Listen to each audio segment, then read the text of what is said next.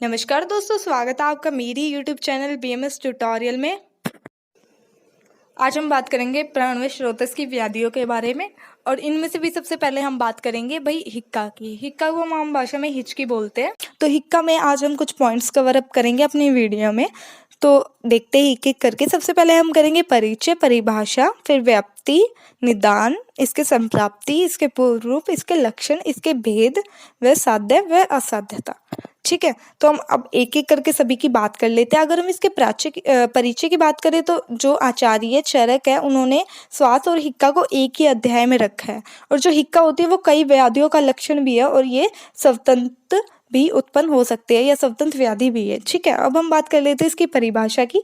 तो परिभाषा की अगर बात करें तो जो हिक्का होती है वो वात, कफज और आमाशय से उत्पन्न होती है, ये वाली व्याधि है। ठीक है, अब बात कर लेते हैं व्याप्ति और निरुक्ति की। तो इसकी व्याप्ति की बात करें तो जिस व्याधि में हिक्किक शब्द उत्पन्न होता है उसे हिक्का कहते हैं। ठीक है, अब बात कर लेते हैं हम इसके निदान की। निदान को हम कारण भी बोलते हैं।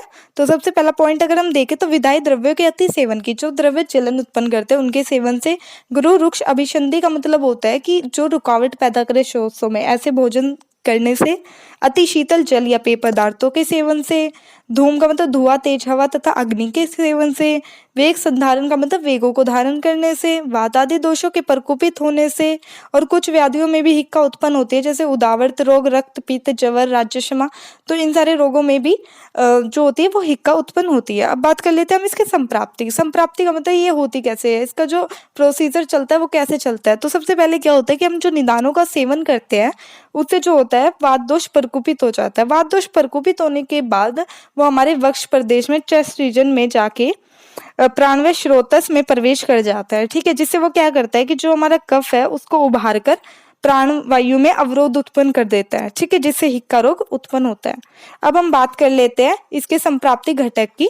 तो संप्राप्ति घटक की बात करें तो सबसे पहले ये दोष उत्पन्न करता है प्राणवायु और कफ में। ठीक है, और कौन कौन मिलके दूषित करते हैं, वायु, श्वास और रस। ठीक है, अब इसका अधिष्ठान कहाँ रहता है, स्वर यंत्र और आमाशय में। और ये कौन से स्रोतस की व्याधि है, प्राणवायु और अन्वय स्रोतस में। अब बात कर लेते हैं इसके पूर्व की, मतलब इसके होने से पहले कौन कौन से लक्षण दिखते हैं।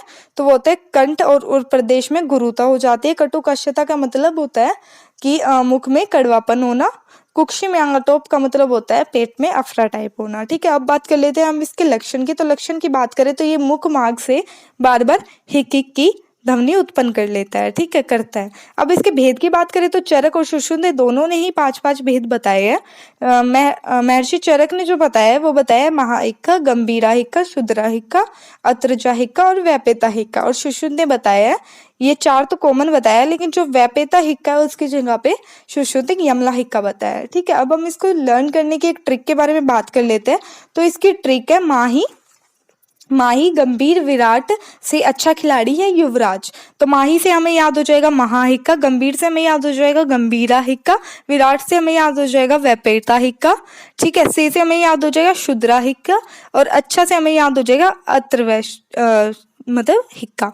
ठीक है, और सुश्रुत की जगह जो युवराज से हमें याद हो जाएगा वो हो जाएगा यमला हिक्का। ठीक है, अब हम बात कर लेते हैं कि भेद अनुसार इसके लक्षण की। तो सबसे पहले हम बात करते हैं महाहिक्का के बारे में। तो महाहिक्का जो होती है वो सांस, प्राण और तेज का क्षीण कर देती है। ठीक है, शरीर में जगड़ाहट उत्पन्न होती है और प्राण व स्रोतस में अवरोध हो जाता है वायु का। ठीक है, अब बात कर लेते हैं वात संतप्तता। मतलब वात संतप्तता का मतलब कि जो हमारी बोला नहीं जाता है हमसे और संपूर्ण शरीर में कंपन उत्पन्न होती है। अब बात कर लेते हैं गंभीरा हिक्का की। तो गंभीरा हिक्का की बात करें तो जो रोगी हो जाता है वो बहुत ज्यादा पतला हो जाता है, नाभि और पक्वाशय से ये उत्पन्न होती है।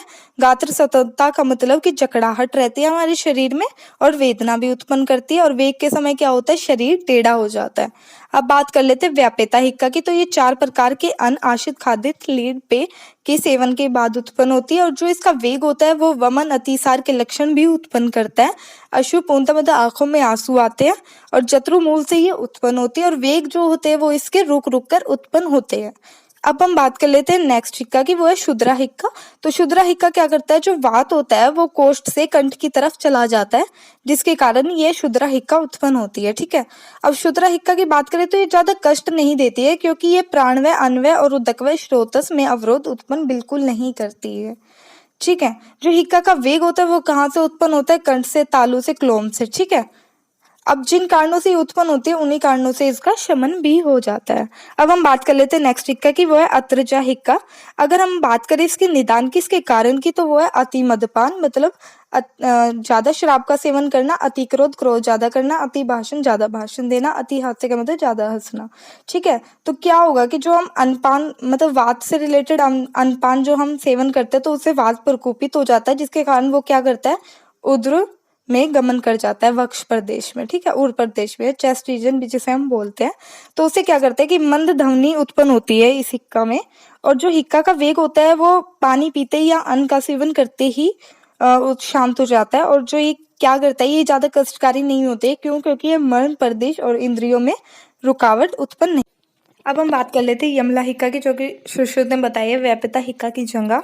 तो ये क्या होती है? जो शिर और ग्रीवा में कंपन उत्पन्न करती है और रुक रुक कर दो वेगों के साथ उत्पन्न होती है। ये हमारे पीछे के उससे भी बहुत इंपॉर्टेंट है। दो वेगों के साथ कौन सी हिक्का उत्पन्न होती है? वो होती है यमला हिक्का, ठीक है। अब हम बात कर लेते हैं साध्य व असाध्यता की।